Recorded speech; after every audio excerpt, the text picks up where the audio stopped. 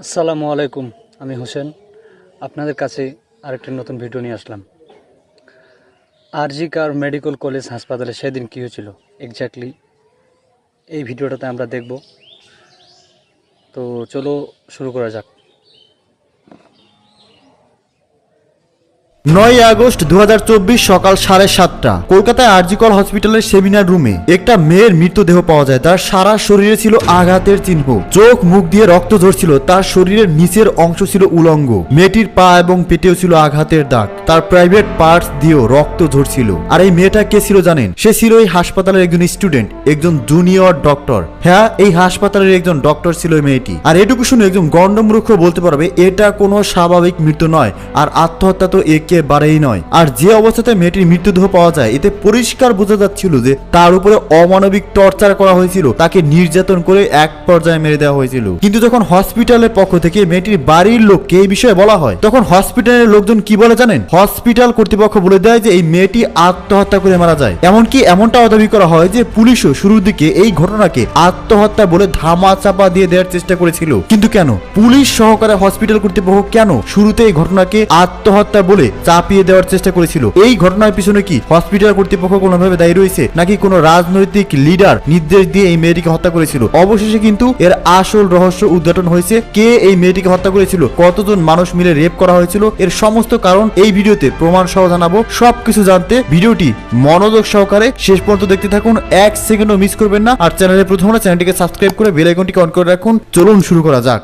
9 আগস্টের গভীর রাত, যখন কলকাতাবাসী গভীর ঘুমে মগ্ন, তখন আমাদেরই এক বোন, এক দিদি নিজের জীবন বাঁচাতে লড়াই করছিল, নিজের সম্মান বাঁচাতে লড়াই করছিলেন। তিনি প্রতিদিনই লড়াই করেন, তবে সেটা রোগীর জীবন বাঁচাতে। কিন্তু 9 আগস্টের লড়াইটা ছিল তার নিজের। তিনি অপ্রাণ চেষ্টা করেছিল নিজের সম্মান বাঁচাতে, নিজের প্রাণ বাঁচাতে, কিন্তু পারেনি। হিংস্র জন্তুর শিকার হয়েছিল সে। তো চলুন আজ এক হেরে যাওয়া নারীর কথা বলি, যে চোখে স্বপ্ন দেখেছিল মানুষের সেবা করার। কলকাতার নামকরা হসপিটাল আরজি কর, যেখানে 31 বছর বয়সী পোস্ট গ্রাজুয়েট স্টুডেন্ট এবং জুনিয়র ডাক্তার অভয়া। এখানে আমি তার আসল নাম বলছি না, কারণ সে একটি রেপিস্ট মেয়ে যাকে রেপ করা হয়েছিল। তো বৃহস্পতিবার তার 36 ঘন্টা ডিউটির পর রাত 12টায় অভয়া আরজি কর হসপিটালের চেস ডিপার্টমেন্টে সেমিনার রুমে যান। এখানে তার সাথে তার বন্ধুরা ছিলেন, যেখানে হসপিটালে সেদিন নাইট ডিউটি ছিল। রাতে অনলাইনে খাবার অর্ডার করে তারা খাওয়া দাওয়া করে, আর এরপর বেশ কিছুক্ষণ তারা আড্ডা দেয়। অলিম্পিকে নীরজ চোপড়া খেলাও তারা দেখেন। এরপর রাত 3টের দিকে তিনি ঘুমিয়ে পড়েন। পরদিন সকাল 7:30টার দিকে একটা নীল ম্যাট্রেসের উপর অভয়ার মৃতদেহ পাওয়া যায়। আর প্রাথমিক তদন্তে এটা মনে করা হয় যে ভোর রাত 3টা থেকে 6টার মধ্যেই তার মৃত্যু হয়েছে। তো শুরুর দিকে কিন্তু পুলিশ তদন্তে একদমই জোর দেয়নি। আর তখন শুরু হয় বাকি ছাত্রছাত্রীদের বিক্ষোভ। সারা রাজ্য জুড়ে বিভিন্ন হসপিটালে আন্দোলন শুরু হয়। আর শেষে এক প্রকার তড়িঘড়ি করে কলকাতার পুলিশ তাদের তদন্ত শুরু করতে বাধ্য হয়। একজন ম্যাজিস্ট্রেট এবং অভয়ের মা এবং তার দুজন ব্যাচমেটের সামনে অভয়ের মৃতদেহের পোস্টমর্টম করা হয়। আর পুরো পোস্টমর্টমটাকে ভিডিও রেকর্ড করা হয়, যাতে কোনো তথ্য গোপন করা না যায়। আর এখান থেকে উঠে আসে সমস্ত শকিং ইনফরমেশন। অভয়ার গলার হাড় ভাঙা ছিল, মানে থেকে গলা টিপে শ্বাস রুদ্ধ করে হত্যা করা হয়েছিল। তার শরীরে সিমেন্ট পাওয়া গেছে। তার প্রাইভেট পার্টসে আঘাতের চিহ্ন ছিল, চোখে, ঠোঁটে, মুখে সব জায়গাতে আঁচড় এবং আঘাতের দাগ ছিল। তার গোড়ালি ভাঙা ছিল। আর এই সমস্ত কিছু ইন্ডিকেট করে যে মৃত্যুর আগে এবং পরে তাকে ধর্ষণ করা হয়েছিল। আর এই পর্যায়ে দাঁড়িয়ে তখনও পর্যন্ত জানা যায়নি যে এই কাজটি কে করেছে, ঠিক কি হয়েছে। কিন্তু এর মধ্যেই শুরু হয়ে যায় ভিকটিম ব্লেমিং এবং নিজেদের দায় ছাড়ার পর্ব। আরজি কর মেডিকেল হাসপাতাল কলেজের প্রিন্সিপাল বলেন, মৃত ছাত্রী রাতে একা সেমিনার হলে ঘুমানো বা থাকা উচিত হয়নি। মানে এক প্রকার বলতে চেয়েছিল যে অভয়া যে মারা গেছে এটা তার দোষ। সে গিয়েছিল বলেই তাকে ধর্ষণ করা হয়েছে, তাকে মারা হয়েছে। এখানে খুনিদের কোনো দোষ নেই। আর আপনাদের বলে দিই, ঠিক এই কারণেই দেশ জুড়ে ঘটে যাওয়া হাজার হাজার ধর্ষণ এবং হত্যাকাণ্ডের কোনো রিপোর্ট হয় না, কারণ ভিকটিমরা ভয় পায় যে শেষে হয়তো তাকেই দোষ দেওয়া হবে আর বলা হবে এটা তো তোর জন্যই হয়েছে। আর এই সন্দীপ ঘোষ মানে এই কলেজের প্রিন্সিপালকে এর আগেও দুবার দুর্নীতির জন্য আরজি কর হসপিটাল থেকে অন্য হসপিটালে ট্রান্সফার করা হয়েছিল। এমনকি গত বছর র্যাগিং এর ঘটনার সাথেও ইনার যুক্ত থাকার প্রমাণ উঠেছিল। হাসপাতালের ফান্ডে গরমিল, ক্যান্সারের গুরুত্বপূর্ণ ওষুধের রিসার্চ আটকে রাখা, এরকম আরো বহু ঘটনা রয়েছে। তবে তার বিরুদ্ধে যখনই কোনো স্টুডেন্ট কথা বলে তিনি তাকে পরীক্ষায় ফেল করিয়ে দেন বা সিনিয়রদেরকে দিয়ে সেই স্টুডেন্টদের উপরে চাপ সৃষ্টি করেন। না, এটা আমি নিজের মন গড়া কথা বলছি না। এই সমস্ত কিছু ভারতীয় গণমাধ্যমে পাবলিশ হয়েছে এবং সেই লিঙ্ক আপনি ডেসক্রিপশন বক্সে পেয়ে যাবেন। তো এবার শুরু হয় তদন্তের নেক্সট স্টেপ। প্রশ্ন উঠে যে অভয়া সেদিন কেন ওই সেমিনার রুমে গিয়েছিল। আর তদন্তে বেরিয়ে আসে শুধুমাত্র সেদিন নয়, নাইট ডিউটিতে থাকা বেশিরভাগ জুনিয়র ডাক্তাররাই ওই রুমে যেতেন বিশ্রাম নিতে। কারণ যে ডাক্তাররা দিন রাত রোগীদের সেবায় ব্যস্ত থাকে, তাদের বিশ্রামের জন্য, রেস্টের জন্য এত বড় হসপিটালে কোনো আলাদা রুম নেই। সেমিনার রুমে এসি আছে, তাই এখানেই তারা রেস্ট নেয়। আর এবার শুরু হয় খুনিকে খোঁজার পালা। সেমিনার রুমে কোনো রকম সিসিটিভি ক্যামেরা ছিল না, ক্যামেরা ছিল বাইরের করিডোরে।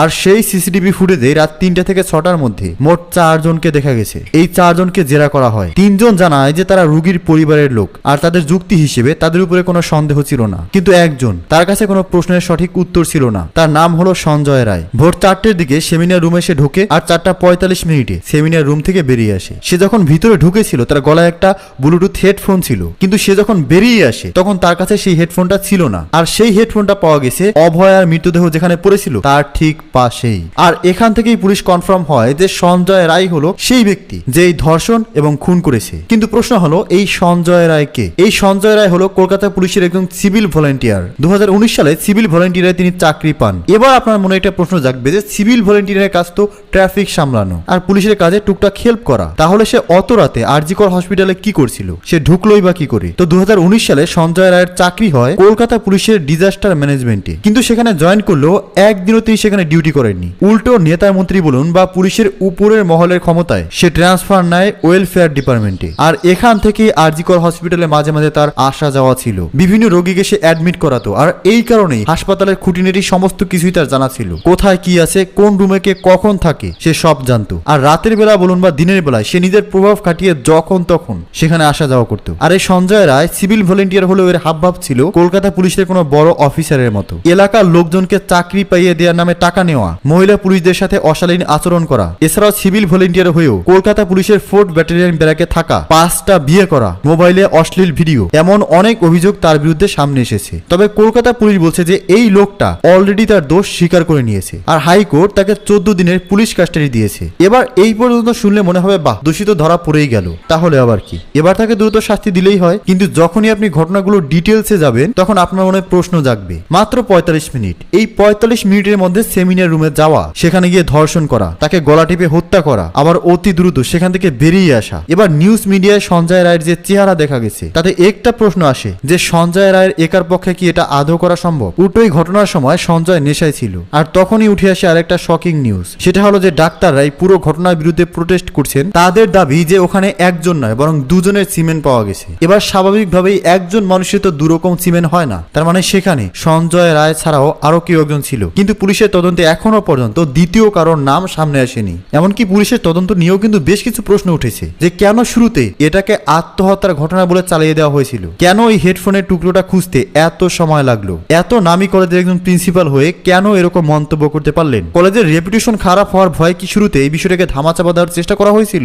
সঞ্জয় রায় যেরকম দ্রুত, মানে আপাতত তার বিষয়ে যেরকম জানা গেছে, তাতে কি সে এত তাড়াতাড়ি পুলিশের জালে ধরা পড়ার লোক? সে তো পালিয়ে যেতে পারতো। আর হ্যাঁ, এই যে পুলিশের জাল, নিউজ মিডিয়ায় বারবার যে কথাটি বলা হয়েছে যে পুলিশের জালে ধরা পড়লো সঞ্জয় রায়। সঞ্জয় রায় যে অপরাধ করছে সেটা কি পুলিশ আগে থেকে জানতো না? সে একজন সিভিল ভলেন্টিয়ার হয়ে 4th ব্যাটালিয়ন ব্যারাকে থাকতো, সেটা কি পুলিশ জানতো না? সে অন্যান্য মহিলা সিভিল ভলেন্টিয়ার এবং পুলিশদের উত্তপ্ত করতো, সেটা কি পুলিশ জানতো না? সে যে মদ্যপান করে রোজ হসপিটালে ঢুকতো, সেটাও কি পুলিশ জানতো না? পুলিশ বাদ দিন, ওই হসপিটালের জুনিয়র ডাক্তাররা কি সেটা টের পায়নি? টের পেলে অবশ্যই তারা কমপ্লেন করেছে, কিন্তু তারপরেও সেই লোকটার অবাধ যাতায়াত ছিল। কিন্তু কেন? এই প্রশ্ন কিন্তু থেকেই যায়। এবার নেক্সট যে প্রশ্নটা উঠে যে একজন সিভিল ভলেন্টিয়ারের এত স্পর্ধা হয় কি করে? আপনি ভাবলে আশ্চর্য হবেন, যেদিন সকালে অভয়ের মৃতদেহ পাওয়া গেছে সেদিনই পূর্ব বর্ধমানের স্টেট জেনারেল হাসপাতালে একজন সিভিল ভলেন্টিয়ার একজন মহিলা ডাক্তারকে হুমকি দিয়ে এটা বলেন যে আরজি করে দেব। ভাবতে পারছেন যে কত বড় সাহস? আর এই সাহস তারা কিভাবে পায়? নেতা মন্ত্রী এবং দাদাদের হাত ধরে মাত্র 2 সপ্তাহের ট্রেনিং দিয়ে এই সিভিল ভলেন্টিয়াররা চাকরি পেয়ে যায়। নাম সিভিল ভলেন্টিয়ার হলেও সিভিক সেন্সের যে অভাব রয়েছে সেটা কিন্তু শুরু থেকেই নজরে পড়ে। না, এখানে আমি সবার দোষ দিচ্ছি না, কিন্তু বারবার এই সিভিল ভলেন্টিয়ারদের উদ্ধন্তপূর্ণ আচরণ সামনে এসেছে। গত বছর 21 এপ্রিল বীরভূমের লাগপুরে 2 জন সিভিক ভলেন্টিয়ার একজন মহিলাকে ধর্ষণের হুমকি দিয়েছিল। এই বছরই 15 জুলাই বাগদায় একজন মহিলাকে ধর্ষণের হুমকি দিয়েছিল আর একজন সিভিক ভলেন্টিয়ার। আনিস খান হত্যার সাথে ওই সিভিক ভলেন্টিয়ারদের নাম উঠে আসে। এগুলো কিন্তু আমি জাস্ট কয়েকটা ঘটনার কথা বললাম, মানে এক কথায় তোলাবাজি থেকে শুরু করে খুন, ধর্ষণ, মাস্তানি সব জায়গাতেই কিন্তু এই সিভিক ভলেন্টিয়ারদের নাম পাওয়া যায়। আর এই কারণেই প্রশ্ন তুলেছিলেন জাস্টিস মান শিকর রামথা যে সিভিক ভলেন্টিয়াররা কনসেপ্টুয়াল বলে, তাদের কি কোনো রেসপন্সিবিলিটি নেই? অভয়ের মৃত্যু আমাদের হেলথ কেয়ার সিস্টেমের উপর একটা বড় প্রশ্ন তুলে দেয় যে ডাক্তাররা দিনরাত পরিশ্রম করে আমাদের সেবা দিচ্ছে, তাদের বিষয়ে সরকার কতটা উদাসীন। আজ সরকার বলছে যে তারা রেস্ট রুম বানিয়ে দেবে, কিন্তু যদি এই ঘটনা না ঘটতো তাহলে কি হতো? কেন আমরা সবসময় দুর্ঘটনা হওয়ার জন্য অপেক্ষা করি? কেন কেন আমরা আগে থেকেই কোনো প্রস্তুতি নেই না? হাসপাতালের সিকিউরিটি কেন এত দুর্বল? কেউ ভেতরে আসছে যাচ্ছে, কখনো ধর্ষণ করে যাচ্ছে, খুন করে চলে যাচ্ছে, কেউ জানতে পারছে না। এত উদাসীন মনোভাব কেন? এবার রাজ্যের মুখ্যমন্ত্রী থেকে শুরু করে বিরোধী দলের নেতারা প্রায় সবাই বলেছেন যে দরকার হয় সিবিআই তদন্ত করা হবে। পুলিশও বলেছে যে যদি তাদের কাজে অভয়া পরিবার সন্তুষ্ট না হয় তাহলে তারা সিবিআই তদন্তের জন্য যেতে পারে। তবে মেয়েটার যে পরিবার আছে তারা বলেছেন যে পুলিশের উপরে তাদের আপাতত ভরসা আছে, আর পুলিশও জানিয়েছে যে তারা যত সম্ভব ট্রান্সপারেন্সি রাখার চেষ্টা করবে। আমার একটি মাত্র মেয়ে, অনেক কষ্ট করে তাকে ডাক্তার করেছিলাম, লোকের সেবা করতে শেষে নিজেই খুন হয়েছে। অভয়ের মায়ের এই কথাটা যে কতটা কষ্টের, কতটা ব্যথার এই খুনিরা কোনোদিন বুঝবে না। তাই আমাদের উচিত এই খুনিদের এমন শাস্তি দেওয়া যাতে কোনোদিন তারা এই ধরনের কাজের চিন্তা মাথায় আনতে ভয় পায়। আর পুলিশের এমন উদাসীন মনোভাব, ধামা চাপা দেওয়ার মনোভাব, এটা বন্ধ করার দাবি করতে হবে। নইলে ভাবুন আজ এমন কত ঘটনা রয়েছে যেগুলোকে তারা আত্মহত্যা বলে চাপিয়ে নেয়, যেগুলোর খোঁজও আমরা পাই না। পুলিশের উপর মানুষের আস্থা রাখা দরকার, কিন্তু পুলিশেরও দরকার দুর্নীতি থেকে বেরিয়ে এসে সঠিক বিচার ব্যবস্থা ফিরিয়ে আনা। এছাড়াও আপনার কি মনে হয় এই ঘটনা শুনে? অভয়ের মৃত্যুর সাথে কি শুধুমাত্র সঞ্জয় রায় জড়িত, নাকি এই পুরো ঘটনার সাথে পুলিশ ডিপার্টমেন্টের কোনো লোকজন জড়িত এবং পুলিশ এই ঘটনা চাপা দেওয়ার পিছনে অন্য কোনো রাঘব বোয়ালদের হাত থাকতে পারে? এই ঘটনার আরো বিস্তারিত ডিটেলসে জানতে আমাদের পরবর্তী আপডেটগুলো সবার আগে দেখতে হবে এবং সেজন্য চ্যানেলটিকে সাবস্ক্রাইব করে বেল আইকনটিকে অন করে রাখুন। কমেন্টসে আপনার মতামত লিখে জানান। ধন্যবাদ। ভিডিও দেখে আপনার মতামত অবশ্যই জানাবেন। আর বিস্তারিত কিছু কমেন্ট রয়েছে এই ভিডিওতে, তো দাঁড়াও সে কমেন্টগুলো একটু পড়ে শোনা যাক। এখানে প্রথম কমেন্টটি যে রয়েছে তাতে লেখা রয়েছে যে ধর্ষকদের সাথে প্রিন্সিপালকেও কঠিন শাস্তি দেওয়া হোক। তারপরে একটু বাংলাদেশ থেকে বলছে, আমি বাংলাদেশ থেকে বলছি দোষীদের বিচার আওতায় আনতে হবে এবং তাদেরকে ফাঁসি দেওয়া উচিত। যতবার দেখছি ততবার কান্না পাচ্ছে। এই ঘটনাটা দেখে সারা দুনিয়া কেঁপে গেছে যে যত বড়ই শত্রু হোক না, মানুষ কেউ কাউকে কোনোদিন এভাবে মারে না।